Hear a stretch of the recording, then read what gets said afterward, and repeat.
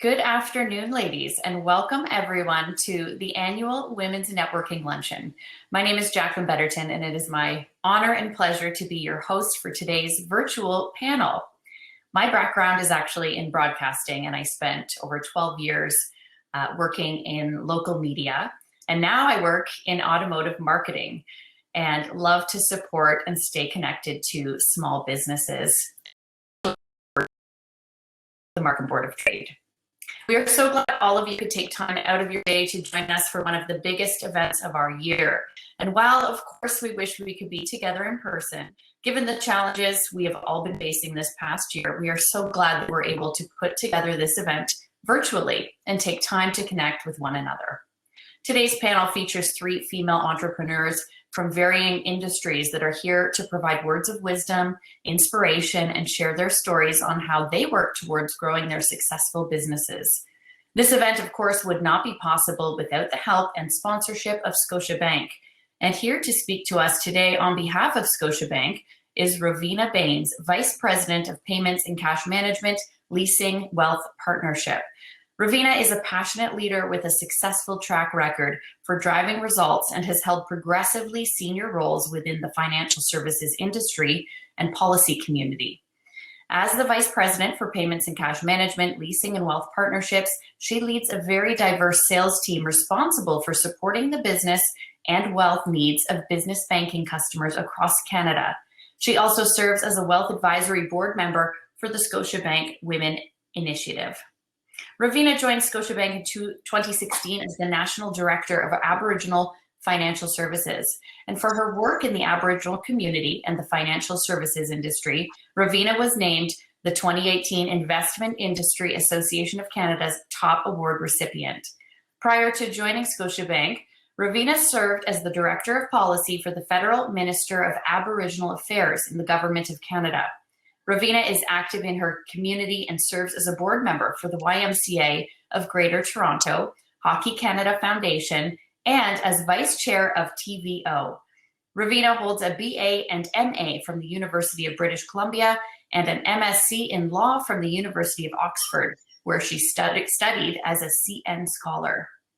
Ravina, we would love for you to say a few words now.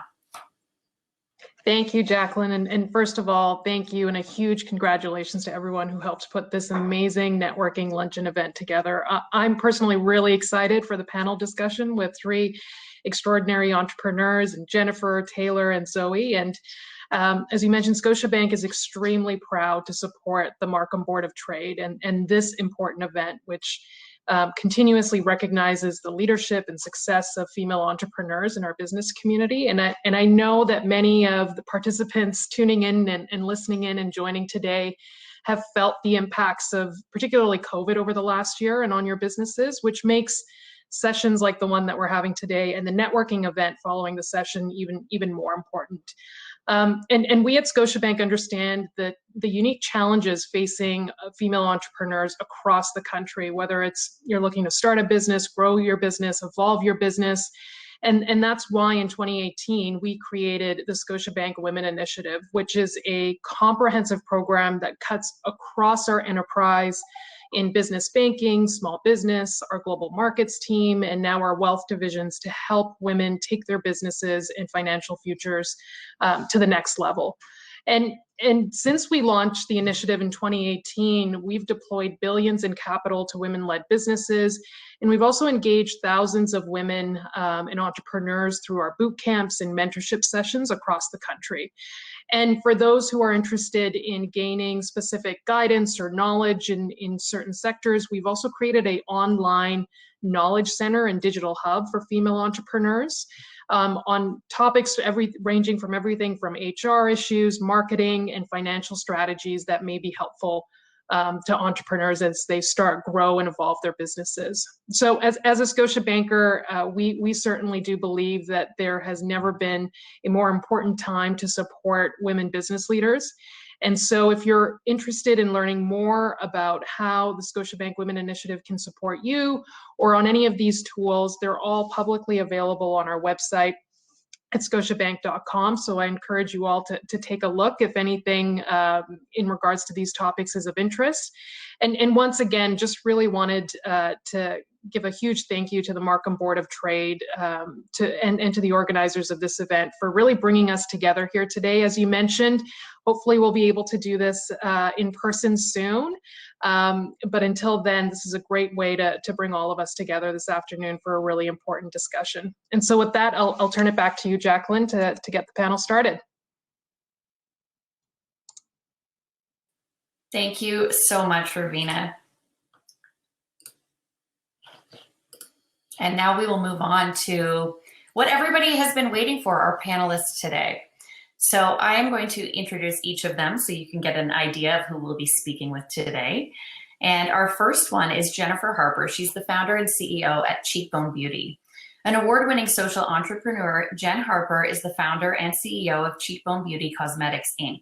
Cheekbone Beauty is a digitally native direct-to-consumer brand that is helping Indigenous youth see themselves in a beauty brand while using the concept of a circular economy in the brand's ethos and in developing their latest line of products. Creating a new segment in the beauty industry, sustainable, socially conscious beauty. Jennifer Harper has been making a name for herself in the beauty industry for a number of years and has been gaining popularity quickly after being on the hit CBC show Dragon's Den. Cheekbone Beauty is helping Indigenous youth see themselves in a beauty brand, like I said. And during the development of Cheekbone Beauty, Jen researched the current makeup landscape as well as charities that are helping close the educational funding gap that exists between Indigenous and non-Indigenous students. After in-depth research, the Cheekbone team found the First Nations Child and Family Caring Society, and the connection between their mission and Jen's family experience was serendipitous. Cheekbone Beauty continues to support the FNCFCS today by donating 10% of the profits to Shannon's Dream. During Cheekbone's infancy, Jen endured a heavy personal loss with the suicide of her brother, BJ. This loss, though difficult, has remained a driving force behind the desire to see Cheekbone Beauty succeed with its mission to empower Indigenous youth. And in addition to Cheekbone's mission, she strives to educate as many people as possible about the residential school system and the effects it has had on many family and friends through decades of generational trauma.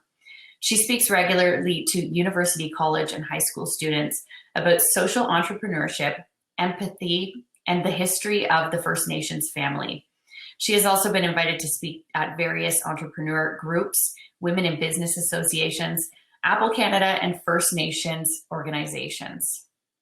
In 2019, Jen was named Woman of the Year by Chatelaine magazine. So congratulations, Jen, on all your success, and thank you for joining us today. Our next panelist is Taylor Lindsey Noel, founder and CEO of Cup of Tay. Before becoming a thriving entrepreneur, the Toronto native was a Canadian national gymnast on track to compete in the 2012 Olympics.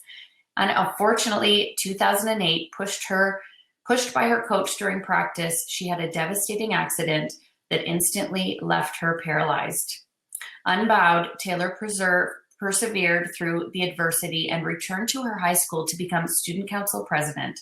And she graduated with honors as an Ontario Scholar and earned the Staff Award, Principals Award, and Leadership Award. Following high school, Taylor pursued her love of radio and television arts at Ryerson University, earning a Bachelor of Arts degree in media production and a minor in English. While in university, Taylor excelled in several internships, including stints at Global News, Entertainment Tonight Canada, and the Canadian Olympic Committee. Soon she was stoking the media fires with a podcast called Tea Time with Tay. And when she couldn't secure a tea sponsorship for the podcast, Taylor pivoted and kickstarted a bold entrepreneurial journey. In 2018, Taylor launched Cup of Tay luxury loose leaf teas with the goal of treating consumers with the most delicious organic blends of luxe teaware. Drawing on the company's core values, Cup of Tay donates a portion of sales to mental health awareness causes. And in her second year of CEO of Cup of Tay, Taylor and her company were chosen as one of Oprah's favorite things in 2020, which is one of the most coveted lists in the world, as we all know. Taylor strives to balance the challenges and joys of being a young entrepreneur, a podcast host, disability advocate, and motivational speaker. And she was recently appointed to the Ontario Premier's Council on Equality of Opportunity, where she champions community voices and provides advice to the government on how to help young people flourish and achieve lifelong success. And our final panelist today is Zoey Shamai, founder and CEO of Tonica Kombucha. Zoey is the founder and president at Tonica Kombucha, a Canadian beverage company that produces functional health beverages in Toronto. A founding member in the Women's Health Food Alliance of Toronto, Zoey is an avid supporter of entrepreneurs, advising other startups in the health industry. Zoey's entrepreneurial journey began in early childhood, witnessing her mother, a health entrepreneur, pioneer a line of hemp and chia food products. And while becoming a certified yoga instructor, Zoey was introduced to kombucha tea, and she was moved by the immediate effect it had on her digestion. Zoey became an avid kombucha brewer and began to share her fermented beverage with her community. At a time when there were no other kombucha brands on the market in Canada, she became the first commercial kombucha brewer in Toronto. Although Tonica started as a love and a hobby, the overwhelming response Zoey got from consumers, grateful for the digestive aid and the skin cleansing from her fermented tea, made it clear that this was just the beginning, and Tonica Kombucha was born. By 2011, Zoey had grown Tonica Kombucha to be sold in over 100 retail stores in Canada. And then in 2012, Zoey appeared on CBC's Dragon's Den with a winning pitch. Her appearance garnered international attention, and though she declined to deal with the Dragons off air, the appearance opened doors to lots of mainstream retailers. In 2016, Dragon's Den featured Zoey again in a success story follow-up episode where they profiled Tonica's production and filmed Zoey teaching a yoga class. Both episodes are available on the tonicakombucha.com press page if you'd like to check it out. Today, Tonica continues to produce exceptionally authentic kombucha in their 12,000 square foot facility, and it's one of the only Canadian brands that remains brewed in small batches. Tonica is now sold in over 2,000 stores across Canada, including Whole Foods, Shoppers Drug Mart, Metro, and Loblaws. And now we are going to start our panel discussion. I think everybody's looking forward to hearing some amazing business and personal life insight from these three amazing women. And I think we will start today with a question directed at Zoey. And to start, we want to talk about challenges in business. So Zoey, I will throw it over to you, and we would love to know what were some of the greatest challenges that you faced when you were establishing your business? Okay, thanks, Jacqueline. Thank you for the nice intro. I would say with my business, it was pioneering kombucha. It was 15 years ago, so it was in 2006. There was no kombucha on the shelves anywhere. Retailers didn't even know what the name was. And so it was really education. When I started the business, as per the intro, it really wasn't a plan to have the business. It was more about sharing this tonic with my yoga students, with my friends and family. But as it grew and I wanted to make it into a business, the challenge was definitely educating and creating awareness with retailers that there was a demand, and the demand would be growing in the years to come for healthy natural beverages to make people feel good and look good. And it would be worth their while to give me some space on their highly coveted cooler shelf to bring in this new product. Was a lot of that part of that challenge convincing them, you know, when you're starting a new product and not everybody has heard of it or experienced, and you're sort of pioneering this move, I guess convincing them and getting them to trust you, as you said, is very important when you're first starting out. Yeah. There were a few at the very beginning, I guess thinking outside of the box to get them to take that chance. So as you mentioned, my mom was a health pioneer in Canada with hemp foods and then chia. And so she encouraged me I was waitressing and teaching yoga classes, and I was making this kombucha, and I don't know how much time I have, so just cut me off if I'm talking too much.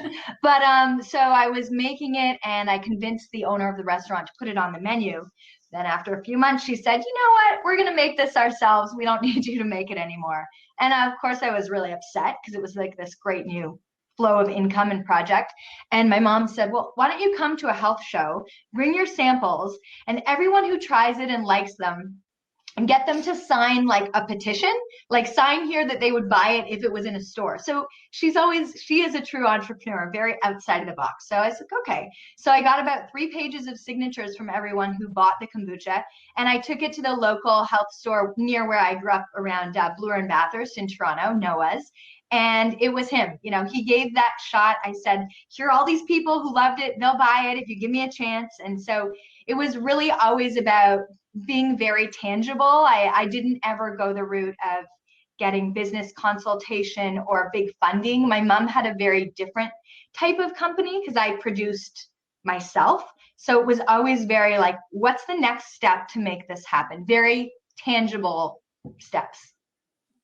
Thank you for sharing that. That's an amazing story. And I think we will pass it over to Jen now. Jen, same question. So when you were getting started, what were the greatest challenges that you faced to establish your business, Cheekbone Beauty? There's like about a million. So I was like, can I pick the best one? So I think one that many entrepreneurs struggle is Zoey was talking about is just, I think that idea of being able to do the things that you need to do in order to create brand awareness. And a lot of that requires capital. So first and foremost was not having any access to money. No one's investing in a small business, especially when I look back now and we entered an industry that is so competitive and so run by major conglomerates that there's really not a lot of space for indie beauty brands. And if there is, you better be doing something so revolutionary that it's going to change the world, so to speak. So the early days was definitely just having enough capital to get products made. And a lot of the manufacturers are making products for several different brands. And then there's always, we're paying crazy prices because we're obviously not buying the same volumes as other brands. So we stop really early on and figure out how we were going to go about this. And having no experience in the beauty industry, I come from the food industry background. This literally stemmed from that dream I had back in 2015 about all of these native little girls covered in lip gloss. I wake up from that dream. And so my entrance into this even industry was more about how can I make something that's about giving back. Never worked for myself, always worked for other people. So we were like, let's just test the market, paying these extremely high prices for product, sell them and see if that works. And if people would really like the brand we were trying to make and really feel our story and feel the community that we were trying to create. It was that idea of a social enterprise about, doing business and doing good at the same time. And those, we're only talking 5 years ago, but there wasn't a lot of brands doing that at the time. We see it all over the place now. And then, staying authentic to that's who we are and who we were. Got a lot of advice early on saying, forget the do good, the cause, just focus on building a cosmetics brand. And we think that'll help your business grow. I ignored that advice. And sometimes I firmly believe listen to your gut and go with your gut. And if someone's telling you something that doesn't feel right, definitely listen to that. So I ignored that advice from the business advisory board and just went with, no, we're a social enterprise. We're in this. I'm not getting in the beauty space to sell another lipstick because literally the world didn't need another cosmetics brand. It did not. What it did need was a brand that was about empowering Indigenous kids and building a community of Indigenous folks and allies that want to support our kids and help them and see them succeed.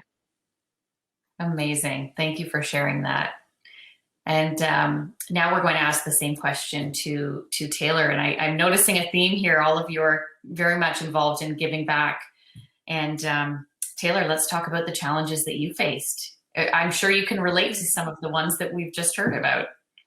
Yeah, I don't want to harp too much on some of the same points, but I had zero background in business. Like you had mentioned in my bio, I went to school for radio and television arts. So to end up running a business was never my plan. It literally stemmed from me being super stubborn and frustrated when I didn't get a sponsor for a podcast. I was a little, you can say I had a little bit of a petty moment, like, hey, I don't feel seen. And then instead of letting that defeat me, I was like, okay, how can I create something out of this? And for me, it's always been really important to find a way to create generational wealth for myself and my family. In the gymnastics world, I grew up around a lot of children who had very well-established families and generational wealth, and it's something I always aspired for myself.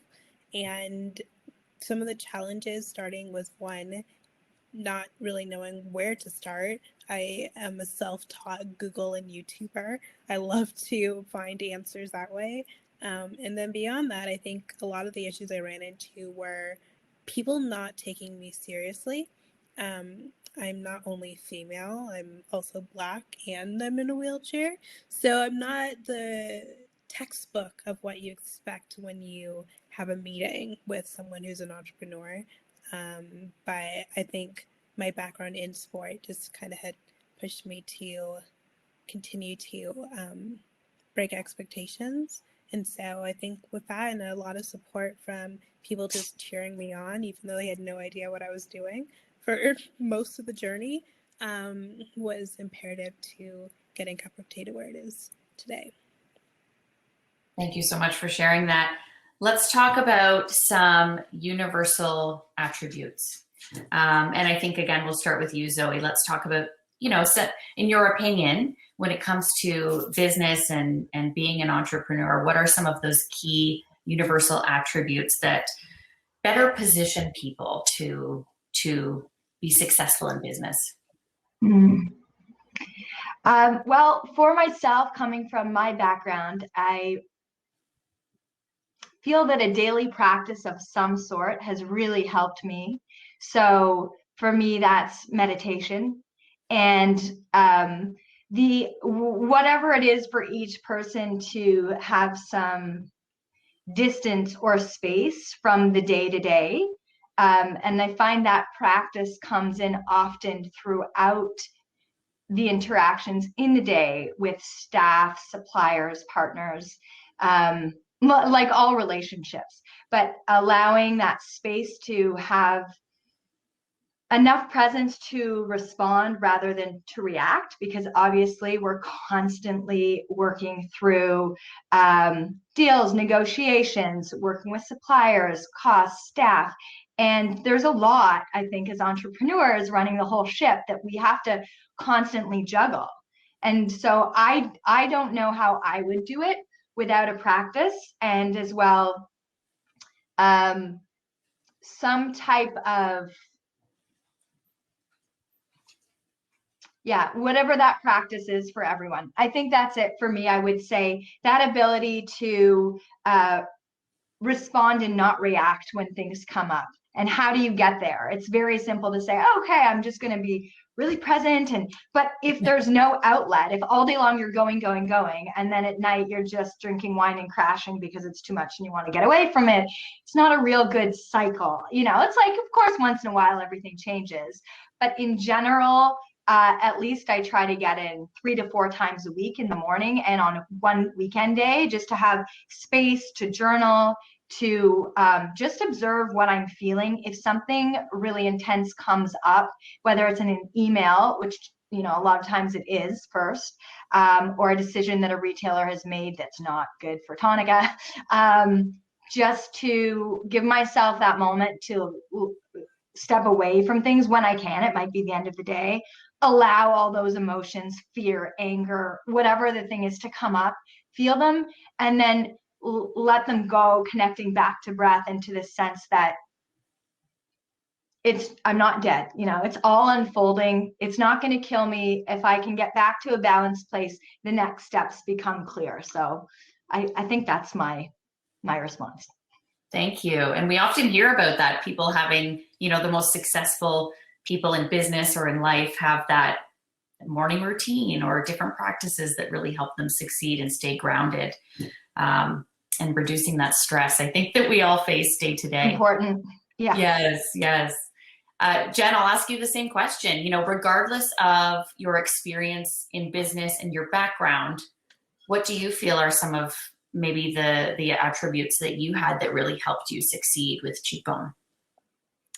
Yeah, so definitely that daily practice. I'm giggling because I think every call I've been on this past year, a lot of entrepreneurs have that daily routine. Usually for us, it starts in the morning, you know, setting the tone for the rest of our entire day, which just proves true to that innate desire human beings have for spirituality. As much as I think for many years we've tried to ignore that, it's real, it's there, and when you connect to it, it's really life changing. So for sure, that falls on my list of number one things. And then it was, you know, I had an amazing mother. I was raised with a strong set of values and principles, and believe fully that that's what makes me who I am.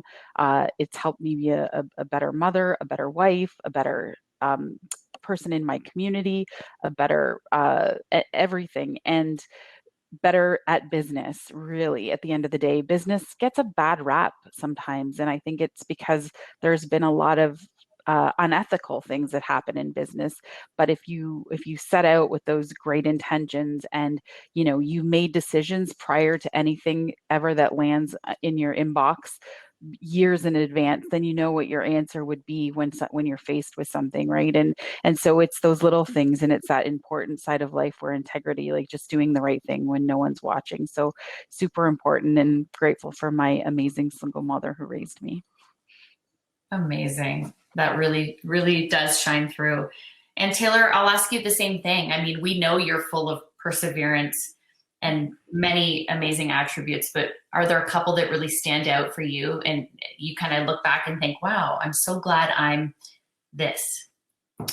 Go ahead. Yeah, I think one of the things is being open to change and open to pivoting. Like everyone said, like my whole life has been filled with making a plan and then life / God / the universe laughing and being like, ha ha ha, no, we're not doing that, and going a completely different way.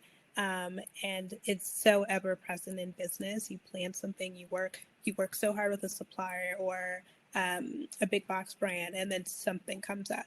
And so you have to be able to feel comfortable with the uncomfortable, because it is something you are constantly surrounded with. An example being, I recently were going to be launching with Indigo shortly, and like, you know, on the surface, it's, you know, amazing and all the great things, but people don't see the negotiations, how much they've tried to haggle you, the logistics. I've never worked with a big box brand, and so all of these things that come with it, you have to be open to the turns and the very long processes it takes to get there. You have to be patient and also be forgiving to yourself. I'm very hard on myself constantly, and somebody told me the other day that it's okay to know what you know and know what you don't know, and the things that you don't know, outsource. I am a huge control freak, and it's something I'm still learning to do right now, but I'm slowly but surely being more comfortable letting people come into the business and the behind the scenes, because, you know, these huge corporations don't run themselves. And if I want to get there, I have to be comfortable letting go of my baby a little bit. So, yeah, I think those would be my best pieces of advice. Love that. Thank you so much. And I think when you speak about pivoting, I think you've always known that word and you've always faced many changes. I think a lot of people this year more than ever are feeling that and letting go a little bit, I think, or at least realizing what's important now.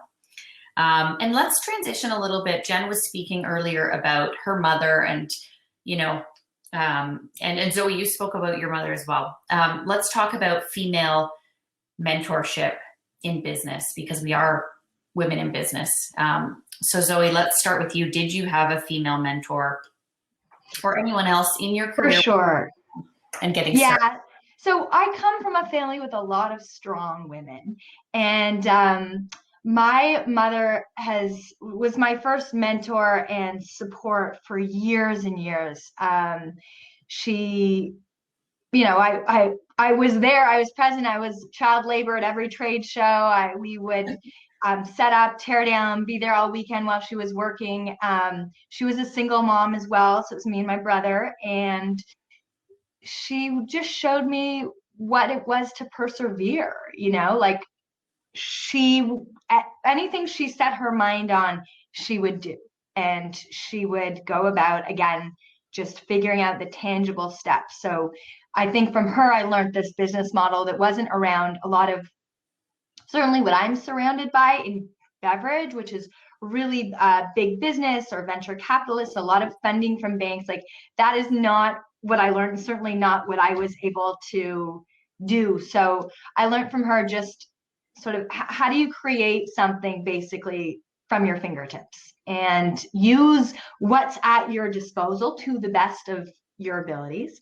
Yeah, so a lot of hard work. I think I just kind of grew up with that ingrained. And then as well, in later years, my great aunt, who was really like a grandmother because my grandmother died before I was born, she started to mentor me more on the business side. So it was really interesting. My mother was a very grassroots entrepreneur, but my great aunt was always involved in her husband's business. And so really mentored me in terms of business etiquette, maybe where my mom would just push me very hard. My great aunt was more about, teaching me how to negotiate, know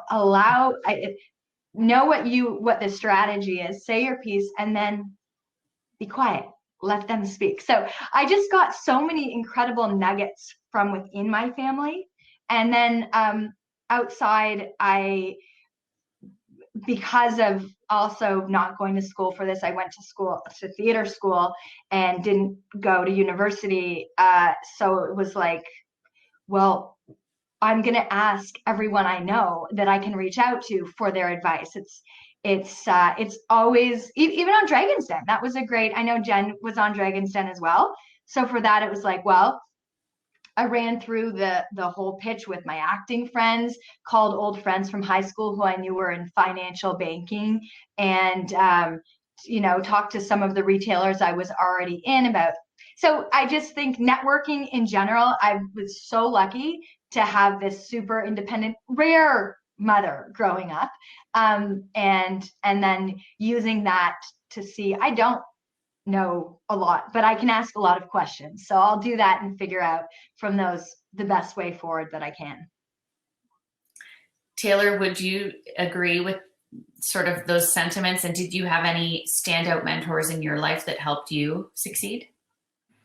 Yeah, my mom as well. I think that's something we're probably going to see a lot and hear a lot. I have a single mother. I grew up around really strong women in my family, and not a lot of, I guess, male figures in that sense. So I'm very comfortable learning and following the guidance of really bold, strong Caribbean women. If you've ever been around one, we're quite feisty. So that was something I was ingrained into my life from a very young age.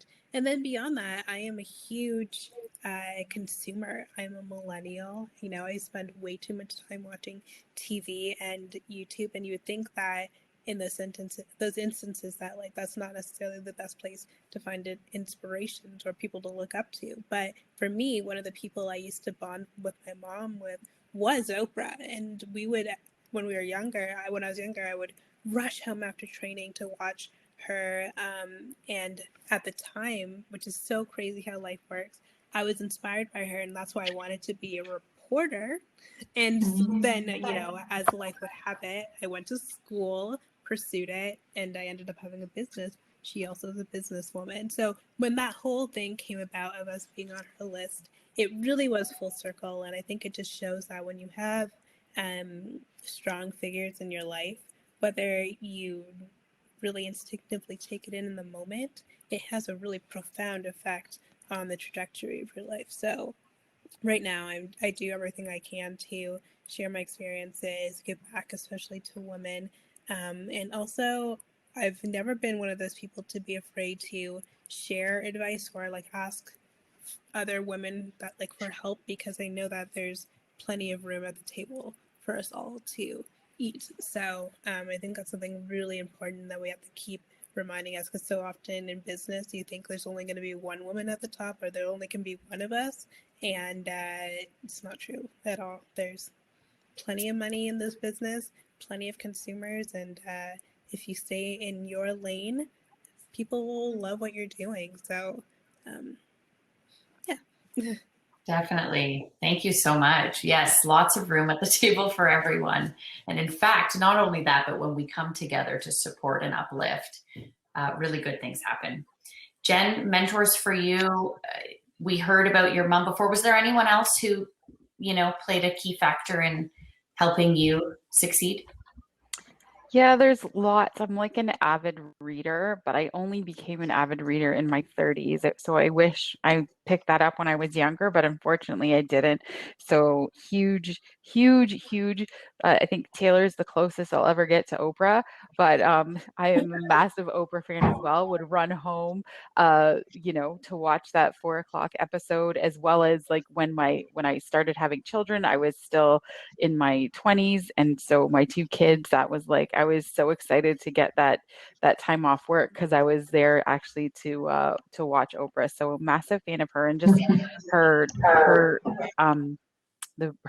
her philosophy for life is absolutely incredible, right? It's like all about that intention that you put into everything, and you get back everything that you put into it. And then a huge Brene Brown fan, soaked up every one of her books and every time she puts something out. So I'm there reading it. And then for like other entrepreneurs, Sarah Blakely, I'm a huge fan of her, the founder of Spanx, and just reading her story, which I can totally relate to on so many levels. My career prior to doing this was in cold call selling, which was the best way to learn that the word no means absolutely nothing, right? When you get used to that, all that rejection, becoming an entrepreneur was actually easy, because you're just still more rejection. So it wasn't any different. And the asking tons of questions, as Zoey alluded to, is just when you meet people. I can't imagine maybe years ago when I was younger. So I'm really appreciating how younger folks are just not being afraid to ask questions. I remember being at the Women of Influence event, and Rachel Milky was there, and she's the founder of a brand that's more known on the West Coast, Hilberg and Burke, a jewelry company. And she was nominated for award that evening, and talked about, I think they were generating like 75 million in sales. And I knew she was on Dragon's Den as well. And I just went up to her and I asked her, I'm like, do you ever feel like you don't know what you're doing?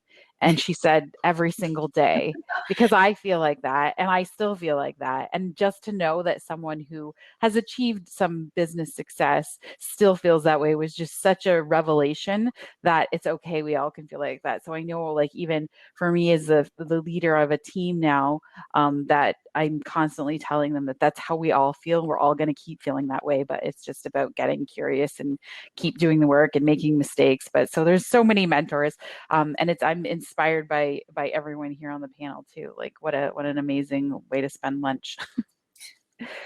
Definitely, completely agree. And I think that feeling of not knowing what you're doing, I'm sure that feeling has held back or stopped a lot of women from, they have that idea and they think, but I don't know how to execute, right? And I'm sure all of you had that feeling, but you persevered with your idea and your passion, which is lovely to see, and more of us should be doing. Let's talk now about advice. We've all talked about the advice you've been given, or maybe the advice you didn't take. Let's talk about what you wish you had been told when going into business. We'll start with you, Zoey. I think you're on mute, Zoey. Yeah. Saying I'm sorry, I have to hop off after this. Okay. So thank you. And sure. I'm so excited to connect with my co-panelists after this. You guys are awesome. the advice would be, if I was young, what I wish someone would have told me is trust. Just trust more. Trust yourself. Trust that everything is unfolding to the best of its abilities. I mean, there are so many nuggets, but I think the biggest one is trust yourself. Trust yourself.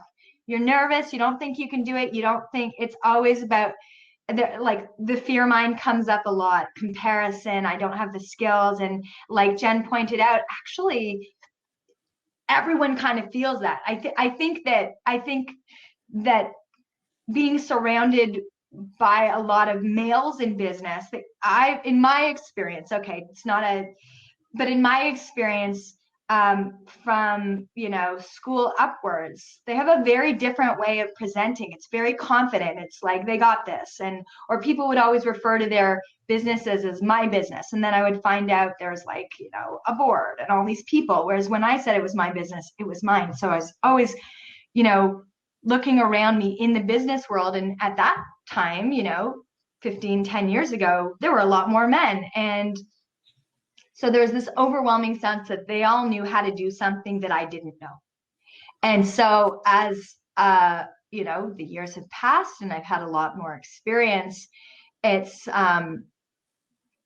not to say that they didn't know things, but to say we all know things. So just, coming back to that theme of trust, and know that everyone presents differently. Some people will come off super confident and some people will be more shy, but it actually doesn't communicate anything about really what's going on inside or with their business. So don't worry about them. Like Oprah says, right? Get in your own lane and focus on your intention, what you want, and the world's your oyster.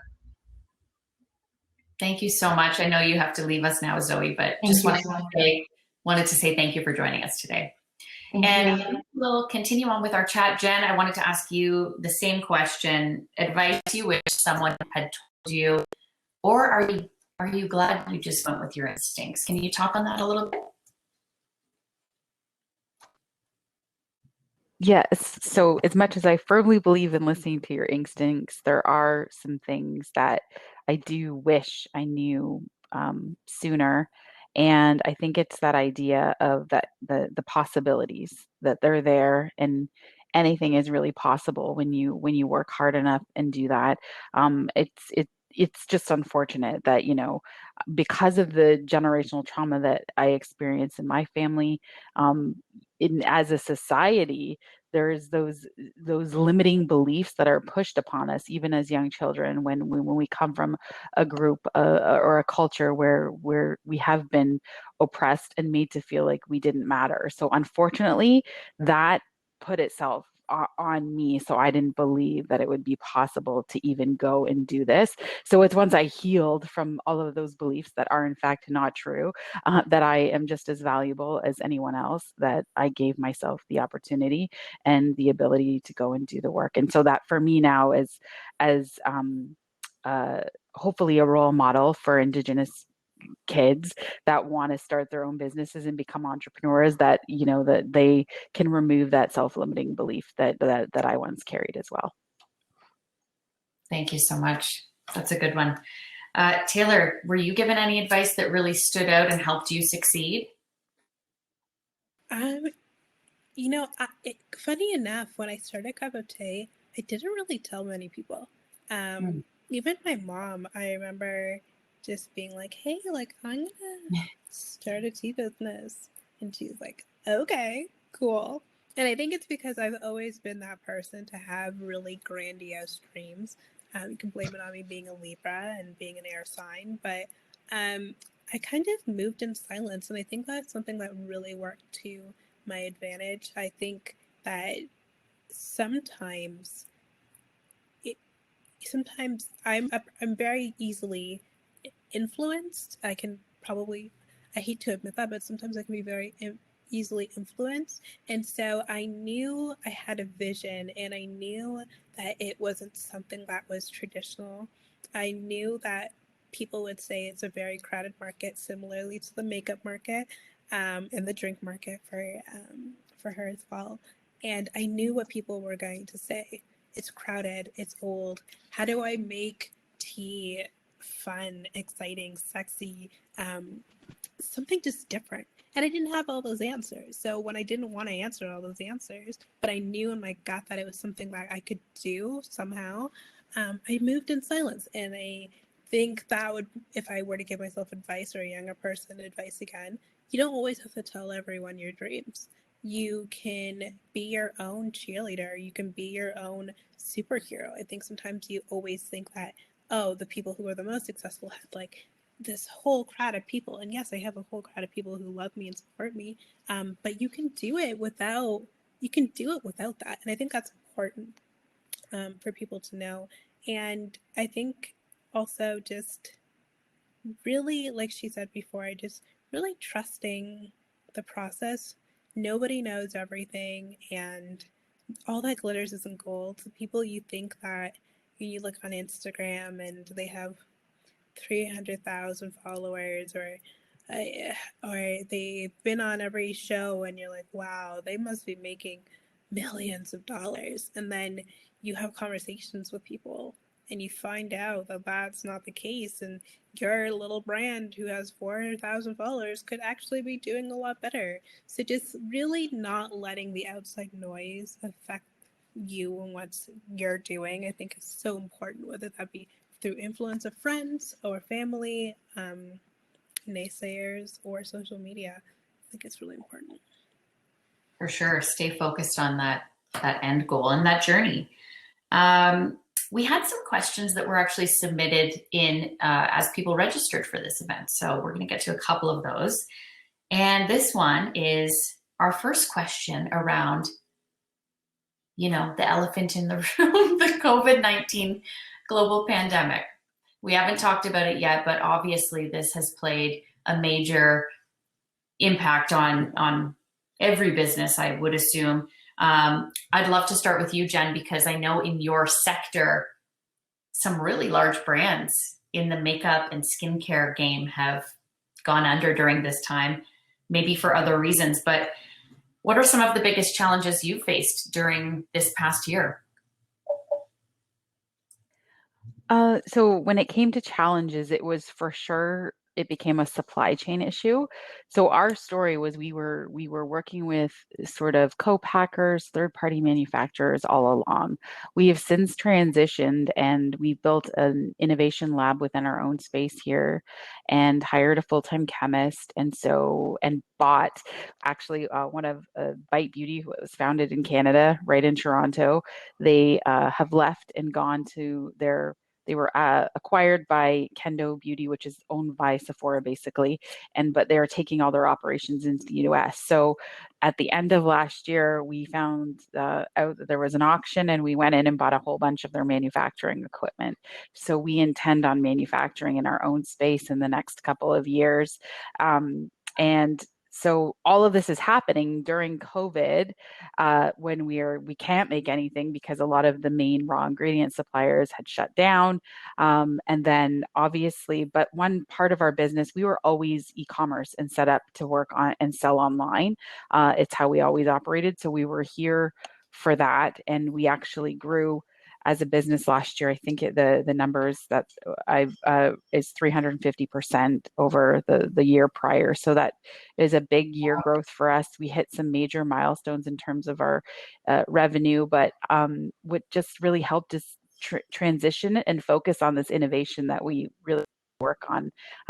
We've been talking a long time about a foundation that we're working on, that we're actually using agricultural plant waste as one of the main ingredients. So in line with that idea of a circular economy, for us, it's really falls with our Indigenous Anishinaabe roots about repurposing and reusing everything from within our environments, and then leaving less of an impact on the planet.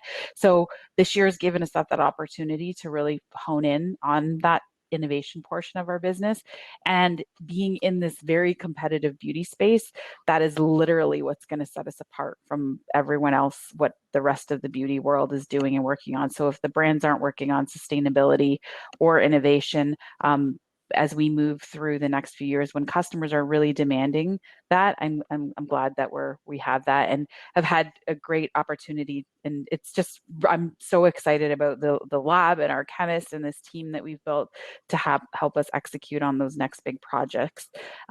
So yeah, really exciting. So some big changes and innovation coming from Cheekbone Beauty. Very exciting.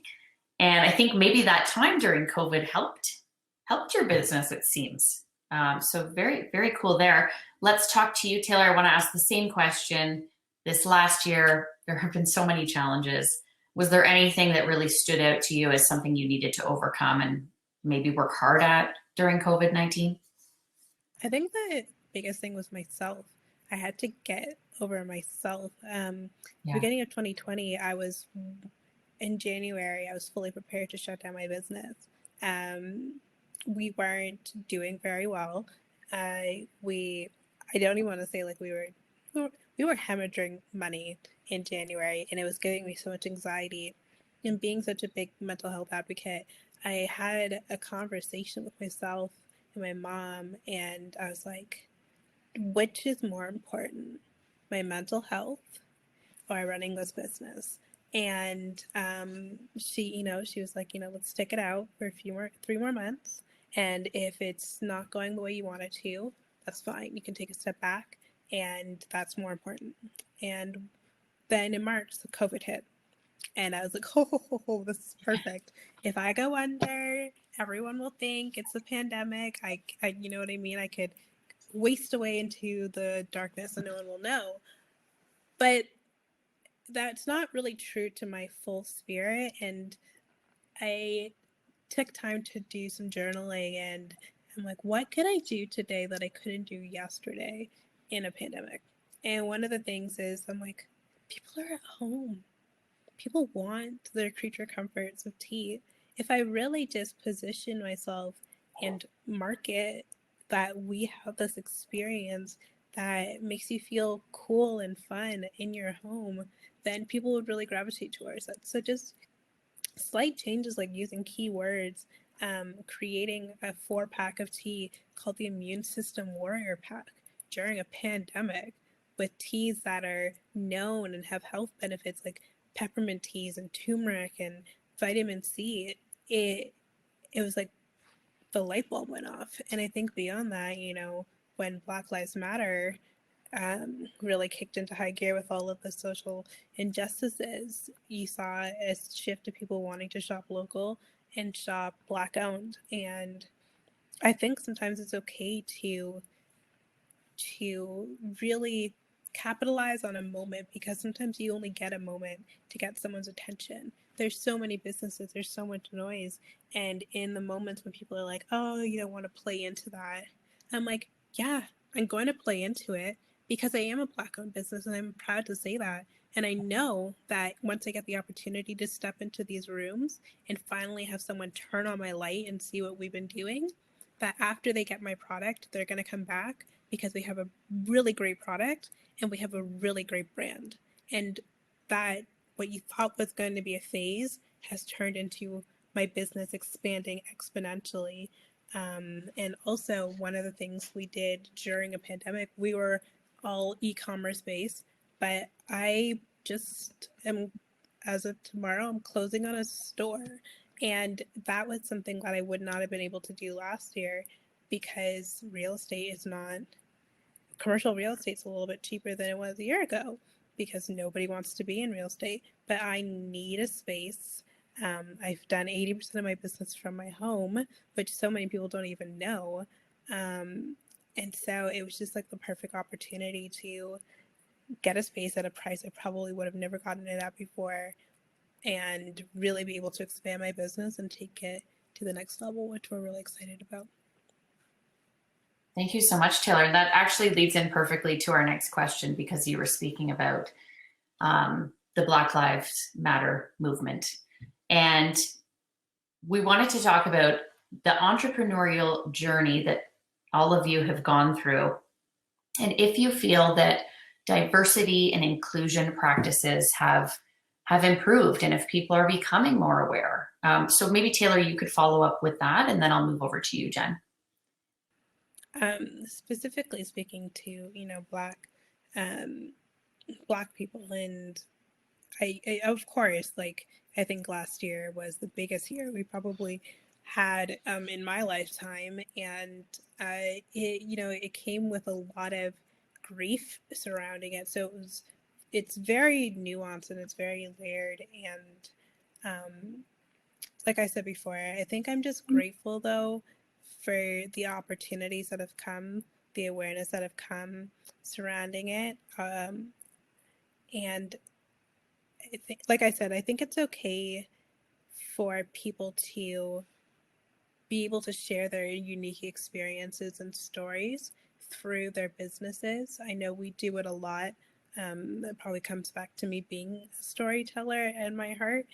And I think it's gone a long way to show that BIPOC-owned businesses can compete with the big boys. We care. We have a quality product. We're not just something you can buy one time and feel good about yourself. We're brands and communities and companies that you're going to want to have in your home for a lifetime. I know recently, a couple years ago, I heard about Cheekbone Beauty and fell in love with your autumn color. It's beautiful.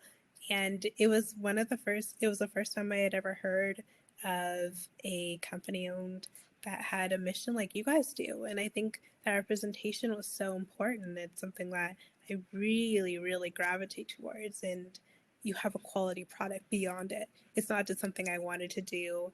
Maybe at first, you have that thought of like, oh, I should support.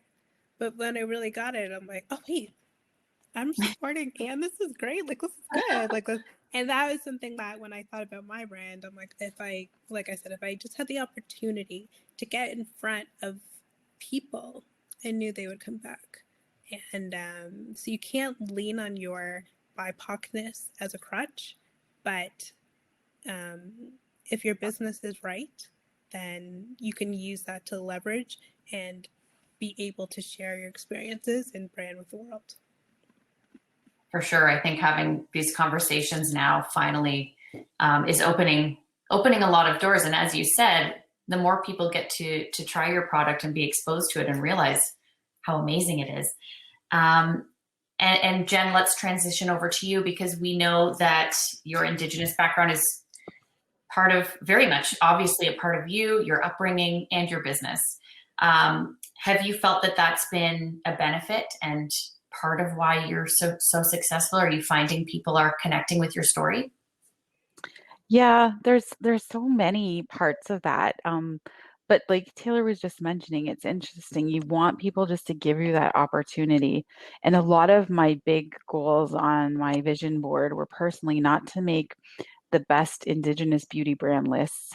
My vision and goal is to be the most innovative, sustainable beauty business in the world.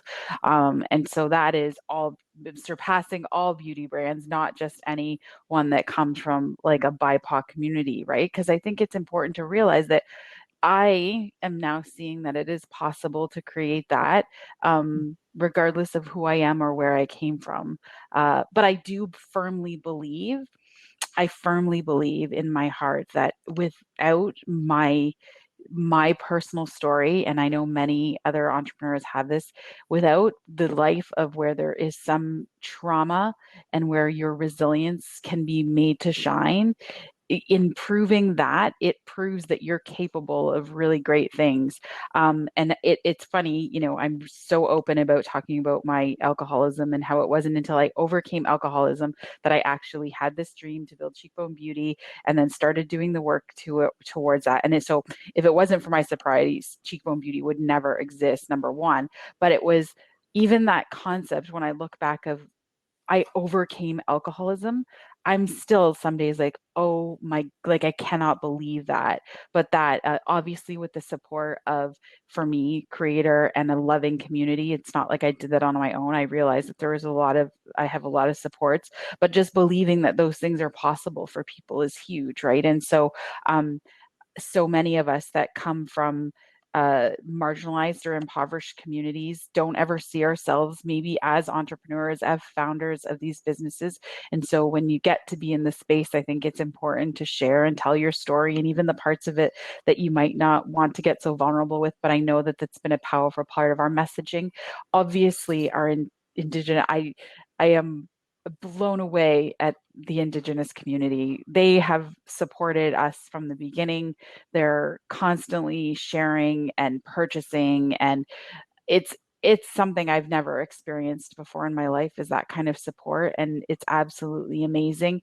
And then what so blows me away is I get a lot of emails and direct messages just from all sorts of our customers, or we call them community members.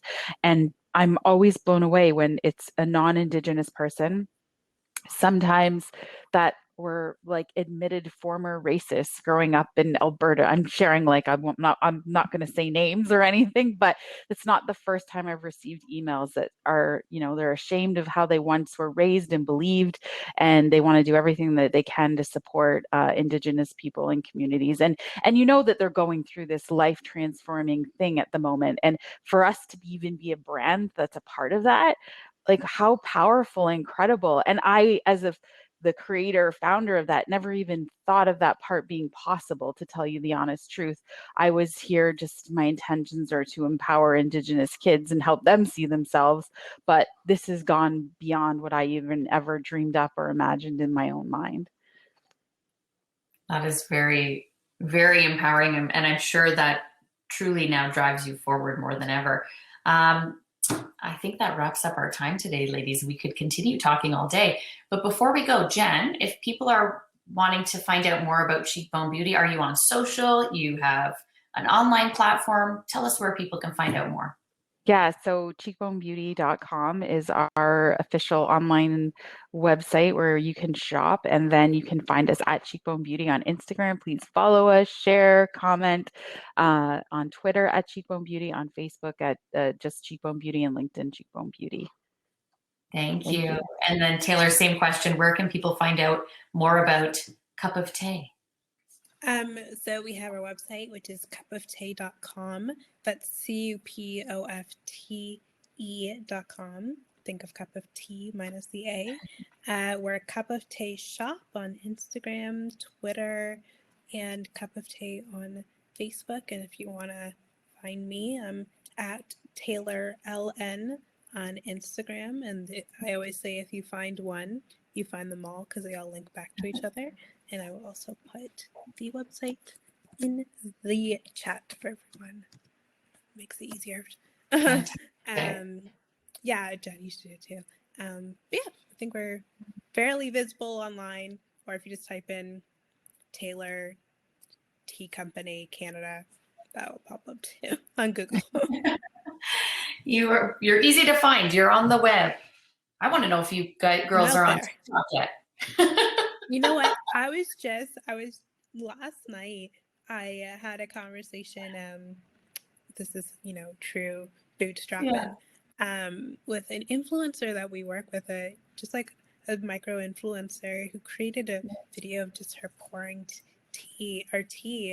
And I was like, hey, can I use this on TikTok? And I'm diving in. I feel like I'm just over that cusp of being not really aware of how to do TikTok, but I'm gonna try. I'm gonna try to make it happen. So we'll see. We'll see how that goes. World, isn't it? It truly is a whole new world over there. It's new. Yeah, I'm gonna try. I don't know. Wishing you all the best in everything moving forward, especially after this year. We thank the three of our presenters for coming. I think everybody can take away so many great messages and of positivity and perseverance and everything. So thank you for being so open and sharing. We truly appreciate that. And now I would like to introduce, from the Markham Board of Trade, we have Selena Martins and Sarah Victor to round out today's session. And thank you all for having me here today. Thank you so much.